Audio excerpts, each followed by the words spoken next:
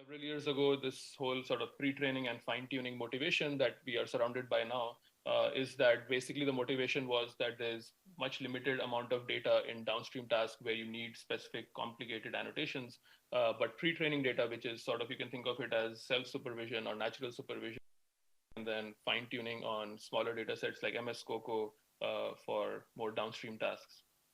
Then on the language side, you would do something similar where you could take all of Wikipedia and do sort of a masked language modeling, fill in the blank kind of task for a pre-trained language model using architectures like transformers or anything else. And then you could do fine-tune smaller data sets, for example, on movie review data sets for a downstream task like sentiment analysis. So now this is all great fine-tuning on single modality tasks, right? But what if you have tasks where you want both vision and language information?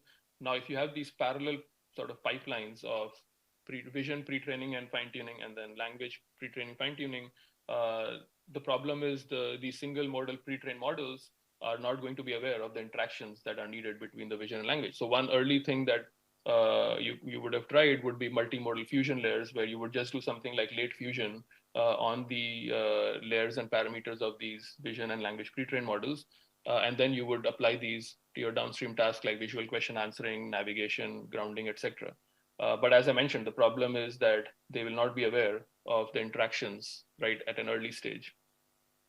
So that's what LXMERT and Wilbert, some of the first cross-modal pre-training models, I guess they started 4 years ago now. So this is basically the simple idea of how to build a pre-training system that has early interactions between the language and vision side, and also joint pre-training objectives across the modalities. So in this case, LXMERT, as mentioned shown on the slide, it basically has this bottom side, if you can see my pointer, of the language pipeline in terms of masked language modeling. And then on the top, it has a similar version for the vision pipeline, where instead of masking words, you're masking regions inside an image. And then you can basically do region of interest features or positional features, and you get an object relational encoder, just like our language encoder. And then these both sort of interact inside a cross-modality encoder, which could be two streams or single stream concatenated. And the basic idea is that you have these three encoders then: object relations, language, and cross-modal. And then the more interesting part is the 5 pre-training tasks that you bring in. And these can be many other different kinds of pre-training tasks, but you want something like the language side pre-training task of masked language modeling, and the vision side would be masked object prediction, which again can be both at the feature regression level or the label classification level. And then you would also have things like cross-modality matching, like given image and caption pairs, the model has to predict true or false, whether they match or not, or question answering on images, and so on. So you basically have these 3 different types of encoders, and the pre-training tasks also are accustomed to make sure that they're also talking across the 2 modalities, and forcing the model to do tasks that need both modalities information. So again, this was, I'll not go too much into the results of like this older work, but the idea was that back then this was a big jump in terms of all kinds of multimodal tasks like NLVR, which is multi-image class entailment. Okay, I can start my video now. Okay, now you can see the darkness of the early morning here. So this is basically visual question answering. NLVR, VizViz is a particularly interesting task where these are not standard sort of complete clean images. These are images uploaded by people with visual disabilities. So it could be out of focus, out of frame, incomplete images. And so these are some of the different kinds of multimodal tasks that these cross-modal models gave very big jumps on, similar to what we saw when the first big language models came out. So then the problem that happened is, since then, there's probably 700-800 different kinds of these vision language pre-training models. And they can differ in terms of the architecture that they use, or the pre-training objectives, or the data sets that they use. So this sort of naturally goes into the second part of the talk, where how do we start thinking about unifying these very different kinds of vision and language pre-training models to treat them as one single system. So this is what we did in VLT5 at ICML 21. So the idea here was that if you have these diverse vision and language tasks, let's look at the left top, which is visual question answering. It comes with an image and a question, and then the model has to generate an answer. And this could be one of the top 1,000 answers in a multi-class classification setup. Visual grounding is very different, where you're given an image and a referring expression, and the model has to ground and find the bounding box or the segmentation of the part of the image or the region of the image that is being referred to by this referring expression. Image captioning would be, again, image generating a caption. And then multimodal machine translation is yet another very different looking task, where you would be given one language and an image, and you have to generate the same information in another language using the image as a bridge. So in terms of task-specific architectures or objectives, the problem was that all of these tasks were being handled through very different architectures. So basically, in this case, you will see that on the left side, for visual question answering, you would basically have the image features, the CLS token with the question features, and then some kind of BNL transformer, which could be single stream, multi-stream, different kinds of attention mechanisms. Then the VQ ahead, and there'll be a sigmoid that basically scores the top K answers. Like visual question answering setups usually come with 1,000 answer categories. So this would become a multi-level classification.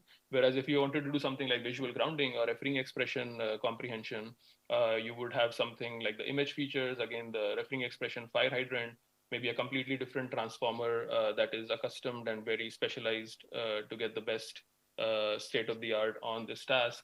And then it would also have different kinds of attention mechanisms and single stream versus multi-stream, different pre-training objectives. And then it would end with something different than the left side. It would more have focus on getting region scoring heads and doing a softmax for scoring different regions in terms of the bounding boxes, and then finding the highest scoring region.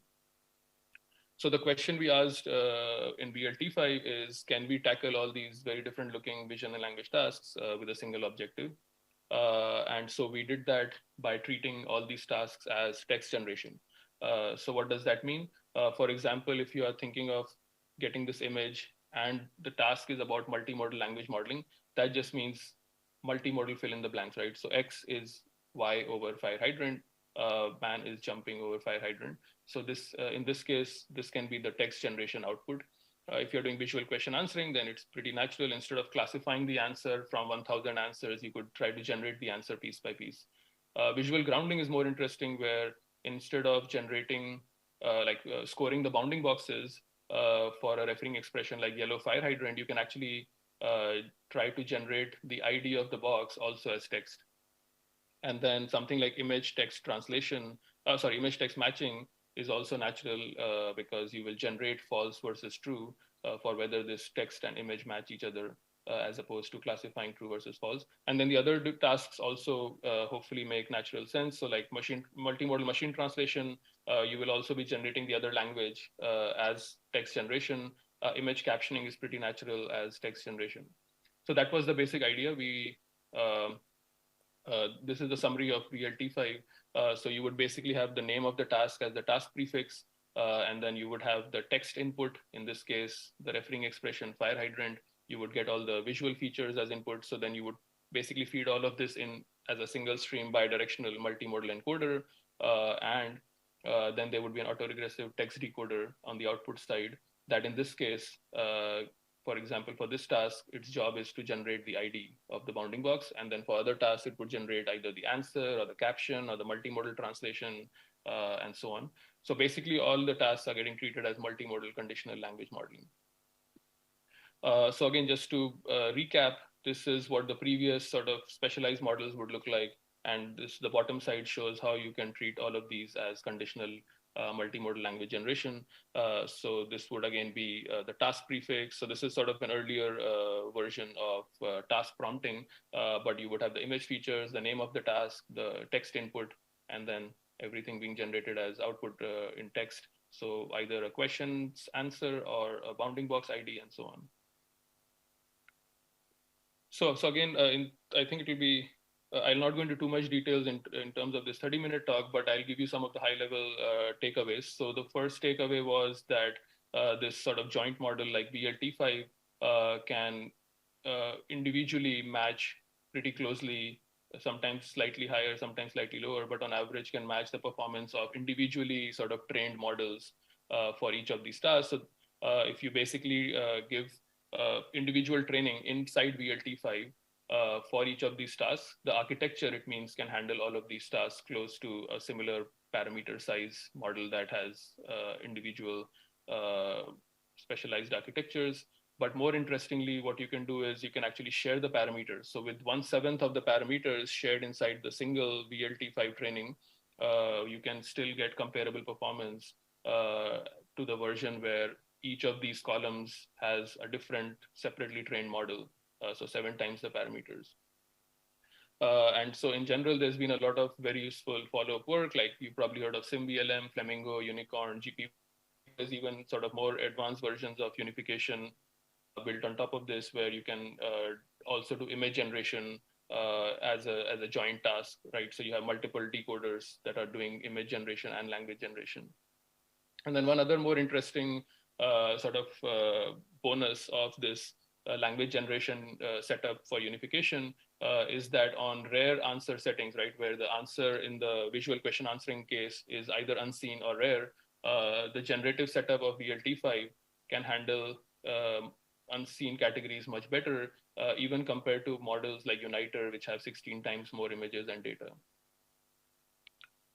Okay, so that was sort of the unification part of the talk. Now I'll shift gears a little bit and focus, as I mentioned in the beginning, on giving you some examples of how we can take text-only situations, right? So if we want to take text-only tasks and improve their visual grounding, how should we go about doing that? So this is the idea. Again, if we go back to the motivation of what the pre-training and fine-tuning setup is, I showed that to you here, right? So you basically have a completely language-based large data set like Wikipedia that you're pre-training your language model on, and then you fine-tune it on a downstream task. So the thing that's missing here, so this is our Vocanization paper from EMNLP 2020. So the thing that seems to be missing in this setup was that visual pointing, right, which is an essential step when we learn meanings of words, is not really being sort of addressed into these large-scale language models. So that was the idea of Vocanization, which is basically visual grounding or visual pointing for language models. So here what we do is we supervise language models with visual grounding, and this is what we call Vocanization, where Vocanization is basically grounding a language model with vocans. And vocans are text-to-image alignments. So these are, you can think of them as word-to-image mappings, where the words are in context, and these alignments come from a vocanizer. And in other words, you can also think of it as knowledge distillation from a teacher, which is a vocanizer, to a student language model. So let's see what I mean by vocanization. So this is the basic idea, right? So if you think of the original BERT setup, it's a fill-in-the-blank task where a given sort of, so the masked language modeling objective, right, that you have to, I usually think of it as fill in the blanks, that you are basically given some masks and like missing words, and the model has to figure out what are the missing words. So instead of that, in addition to that, the model is also being asked to map or point visually to these vocans, which are token-related images. So that's the job of the vocanizer on how to get these mappings. So the problem here is that something like BERT, right, which is going to be a language model used on language tasks, these kinds of models are trained on Wikipedia-style data, right, because these are longer sentences, much longer vocabulary. So it's the kind of data that these models will be trained on and will need in downstream tasks that are applied on. Whereas multimodal data sets like MS COCO captioning on the left side are very different, right? They are much shorter captions, they have much smaller vocabulary, very different kind of grammar and so on. So the idea here is that, so this is, remember, pre-clip era, right? So now we've also, like, you can also do the same thing. We've extended this to like clip versions, but this is sort of, think of it as a smaller version of clip, where the idea is that you first can treat the vocanizer as a model that's trained on a multimodal data set like MS COCO captioning. So its job is to take words in context and be able to learn what image do they map in, right? So once you have that vocanizer, that's an alignment, contextually trained alignment model, you take that vocanizer and then you, so basically that's the left side, you train a vocanizer, a contextual word to image mapper, and you annotate then all of Wikipedia with these mappings. So you can train the vocanizer on MS Coco, and you can ask it to give you all the contextual tokens to vocans mappings for something much larger like Wikipedia. And then you basically retrain BERT with an additional pre-training objective to get visually grounded BERT, right? Or vocanized BERT. So that's sort of the summary here, right? You train your vocanizer or aligner on something like MS Coco, which can be any like latest data set that you have, or even a model like CLIP. And then you would basically annotate all of something like Wikipedia, which can be replaced again with the best sort of data set that you're using currently to train BERT style models. And then you would basically retrain BERT with this text to image mapping task as an additional pre-training objective. And then you can see whether this helps on text only tasks. So that's right. The left side would be the original BERT where you were doing masked language. So these are masked words like learn and listening, and the model has to predict those. And then you would in vocanized BERT, you will also have this vocan classification task additionally, where the model is also being asked to map and find the corresponding visual mappings for these words. So on different kinds of glue tasks like SST, QNLI, MNLI, you can check the details in the paper, but this vocanization gives good improvements on these text-only tasks.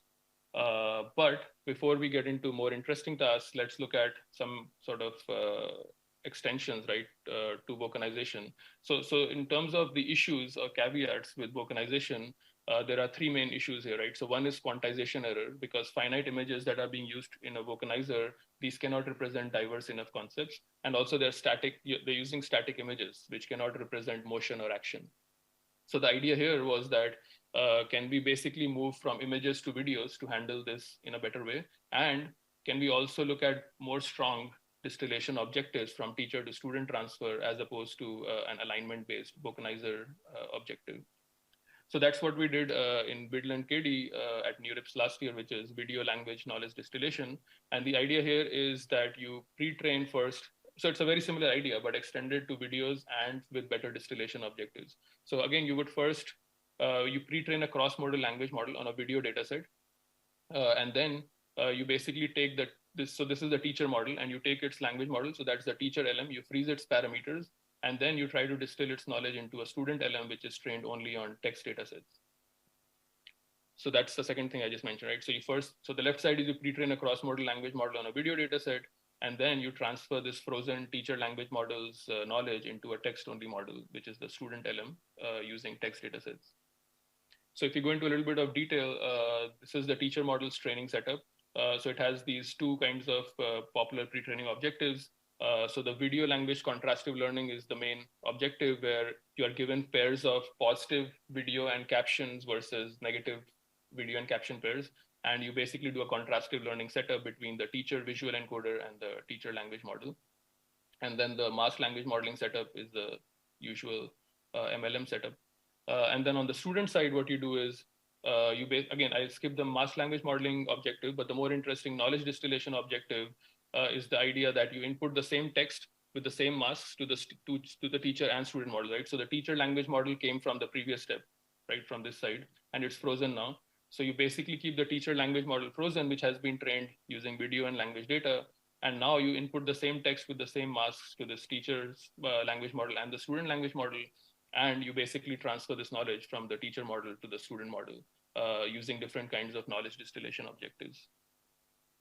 And again, I think I'll be probably out of time soon to go into the details of different objectives, but we go all the way from like mean square error and soft labels in 2014 to very recent better distillation objectives like contrastive representation distillation. So again, I'll give a brief summary of the main takeaways here without going into too much details, but the main idea is that the first results takeaway is that video vocanization performs better than using images. And then also knowledge distillation objectives perform better than the vocanization objective. And the best knowledge distillation objective is a combination of NST and CRD. More interestingly, if you start zooming in into what kinds of knowledge does videos bring in here, and what kinds of different text-based tasks get improvements. So we had three sort of more diagnostic-based linguistic and physical temporal reasoning tasks that we looked at. So for glue diagnostics, we found that most of the knowledge comes from the knowledge inside the knowledge subset of glue diagnostics from this Vidland KD video knowledge distillation setup. And then for Pika, where the idea is that you are given, so this is physical common sense based question answering from Yejin's group at UW. So the idea here is that you basically have the context and the hypothesis. Yeah, so the idea is that you have a context like to remove a screw from a board, and you are given two hypotheses, right, of how does this process happen, removing a screw from a board, and the model has to basically choose the correct hypothesis. So in this case, we see a pretty big jump in terms of using video distillation knowledge. Another example is how to grow a plant. Then Tracy is a temporal common sense sort of reasoning task where the idea is the model needs to understand which events happened in what order. So if the context is a long, complicated context of Tim visiting his grandparents, they didn't have Wi-Fi, their connection still used dial-up, blah, blah, blah. Basically, given a complex sort of context or premise, the hypothesis is that dial-up internet is not as good. This certain event happened or started before Tim visited his grandparents. So event one versus event two, which one happened before the other one? That's sort of the task or the job that the model has to do. So here also, we see big gains using video knowledge distillation. And then I'll skip some of the visualizations, but here we showed that if you just do some kind of text to video retrieval visualization, then the left side is showing the teacher model, which is obviously very good at, in this case, the query is about cooking with different ingredients, and the teacher model, which has been trained on video data, is very good at finding very highly relevant videos. But on the right side, the student model, which technically has never seen any video data, right? It only gets distillation from the teacher's language model, also is pretty good at discovering and retrieving cooking related videos. And here it's something related to crafts, for example. And so the teacher model versus the student model on the right side. Okay, so this is where I'm going to sort of end the talk. This is the last part of the talk on efficiency. So the problem here is the same motivation that I gave in the beginning of the talk, that when you're working with multimodality, right, vision and language, the problem of large-scale language models becoming too large is much bigger of an issue, right? Because especially with images and videos, as you see in some of the next slides, these models get even more infeasibly larger. So not just billions, but trillions of parameters. So the problem is that we have to focus on how to bring efficiency into these models. So one example I already showed was unification, right? So unification is one way to reduce the redundancy by having unnecessarily specialized and overtuned and different kinds of architectures and models. But can we also add other kinds of parameter efficient training methods on top of this, right, for more efficient parameter and memory updates? So this is a recap of one kind of efficiency that I already showed in the talk, where if you're doing unification through, say, language generation, you could in VLT5 have 1/7 of the parameters while still having comparable performance on very different discriminative and generative tasks. But what about parameter efficiency based methods, right? Things like adapters. So this is what we did in VL adapter at CVPR this year. So this is probably the first method that's trying to get into how do we do adapter style efficiency when you have both a language and model, a huge language model, as well as a very large vision model.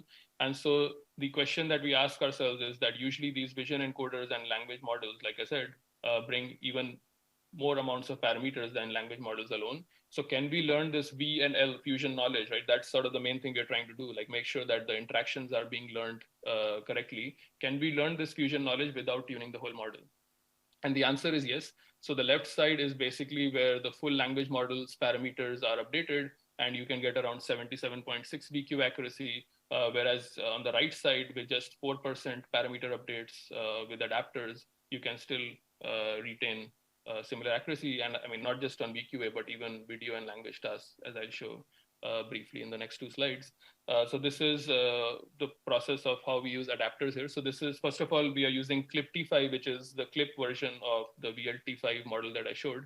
And what adapters do are, adapters are these bottleneck modules. So you see this, if you see my pointer, this basically has a downsampling and upsampling bottleneck process. And if you insert these adapters between the layers of your model, what you can do is only the adapters and the layer norms are being updated. Everything else which looks gray and blue is frozen.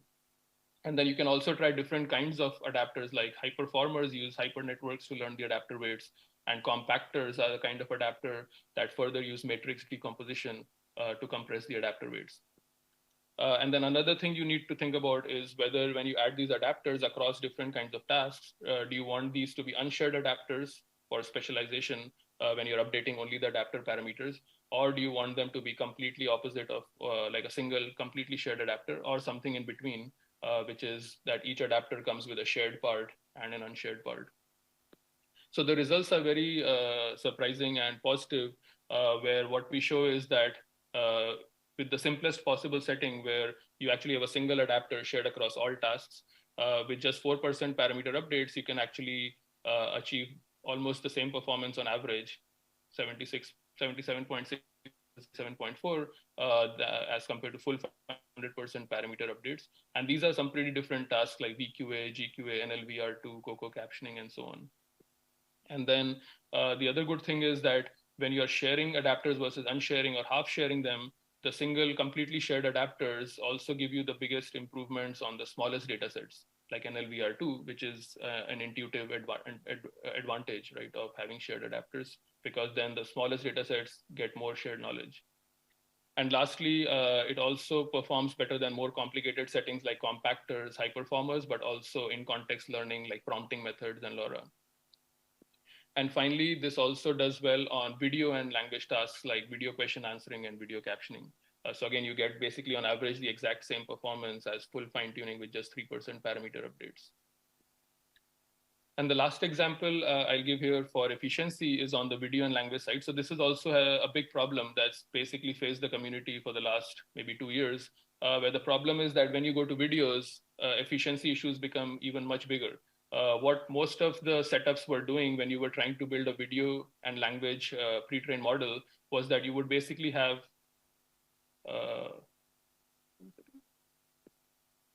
yeah, I guess I'll take questions quick soon. But basically, the idea here is that what you would do is you would, when you're having these video encoders and text encoders, and then you have a cross-modal encoder, you would actually have to stop the gradient when you're trying to do backward updates. So in some sense, you're using offline extracted dense video features and text features because it was just too expensive to backpropagate and update the video encoder features. And this brings two major drawbacks. One is that there'll be a big disconnect in the video features that are originally being used versus the ones that are needed for the task domain, right? Because they're not getting updated. And second of all, you cannot use, if you're taking these video features and using them for, say, a very different video and language task, then also there'll be a big mismatch. So what's one possible solution? The problem, as I mentioned, is you cannot do, what if you first want to do end-to-end fine-tuning of the whole backbone, right? That's impossible, because if you see the first bullet, that's not scalable to clips, right? Even for a short 20-second video, extracting features every 2 seconds, you are basically running through the whole vision encoder 10 times, which is very expensive, right? Much more expensive than language encoders. And then also what you could think of is you can take advantage of the fact, like one simple solution is you can use sparse sampling, right? So you can take advantage of the fact that you are basically having a lot of redundant information in adjacent frames. So what you can do is you can just sparsely sample a few clips from the longer video, and you can do clip level predictions first, and then combine this information to the full video level prediction. So basically, that's the idea here. Like if you break this into these 3 samples as an example, then you can actually update the video encoder and backpropagate all the way back through to the video encoder. So the summary of the results here is that on things like text to video retrieval, using this clipbert approach with sampling, you can actually perform better than the state-of-the-art pre-training models than like ActBert and Hero. And also on things like video question answering, you again can outperform these more expensive models while still using fewer frames.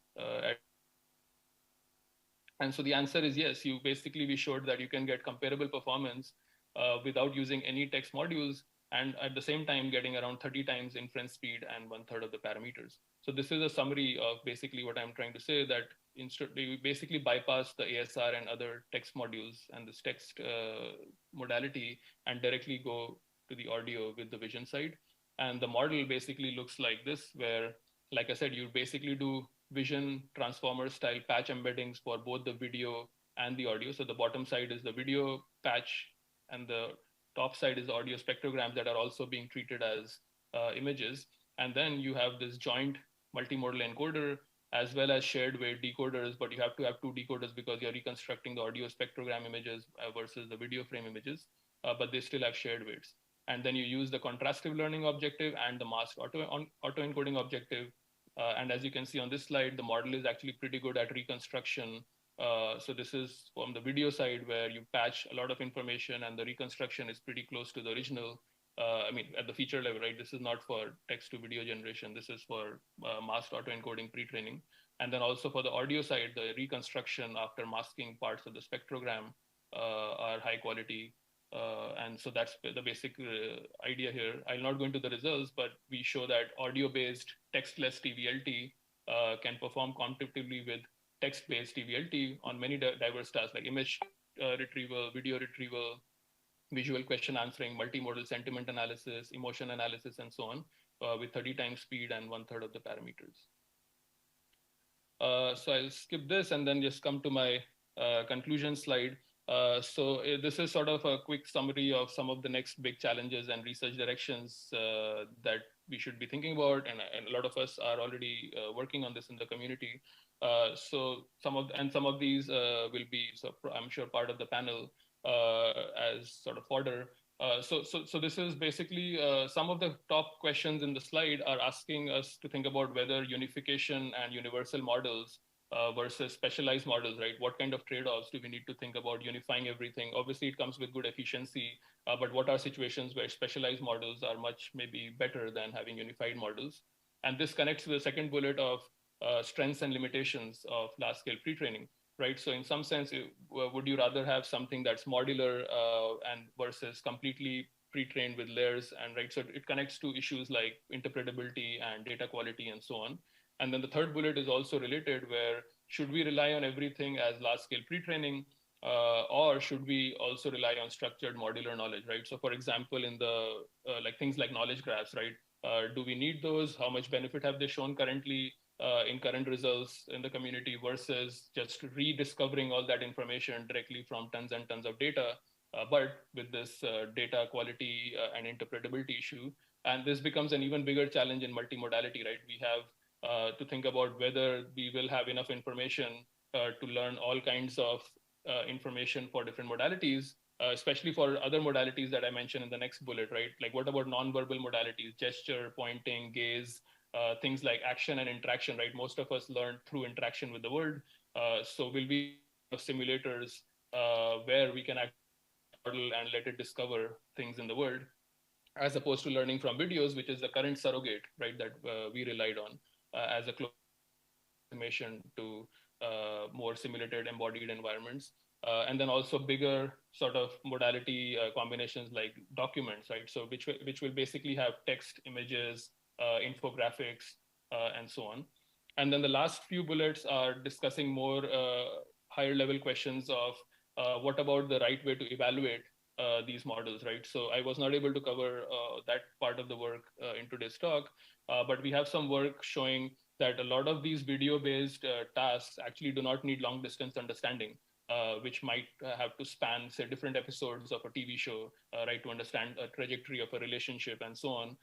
So basically, this is a big problem where the current benchmarks, most of them do not even need long-distance understanding. So like, how do we go about better evaluating our video and language understanding models? Same for common sense reasoning. There's been a lot of good work in terms of common sense benchmarks, but then we need much more of those on the multimodal side too, especially in terms of causality and counterfactuality, right? We want to make sure that the model is not just coming up with the right answer out of multiple choices by accident, but it should be able to explain why it came up with this answer. And more importantly, if we change certain very important parts in the premise or the situation, it should be able to change its answer for the right reason, right? So we have some new work showing how to get improvements in models, like how to make them right for the right reasons. And then fine-grained skill evaluation and bias evaluation. So you've been surrounded by, I mean, I'll not go into chat GPT because a lot of the discussions already centered around that in our world right now. But a similar situation that you've seen on Twitter around you probably is tons and tons of automatically generated texts and images and videos, right, from all these image generation models. But no one's was talking about the evaluation of these models. So we had this work called DALI eval earlier this year, which basically tries to show that most of these models are extremely bad at compositionally, even simple things like putting something X, like a red block on the right of a green cube versus left of. And also, we also showed how to do things like gender and skin tone bias evaluation. So I think I'll end there. I mean, the last couple of slides are also good questions for the panel. In some sense, most of these models are not good at continual learning, right? These still store a lot of old information, but then when the information is wrong currently, how do you unlearn? How do you make the model unlearn this information and also correct itself, right? As opposed to just digesting more and more data and then averaging that information somehow and coming up with some randomly correct answer by chance. Yeah, and then I already covered a lot of efficiency questions, but there are a lot of other efficiency dimensions to think about, not just number of parameters and memory, but also other kinds of efficiency. So I'll stop there. Thanks.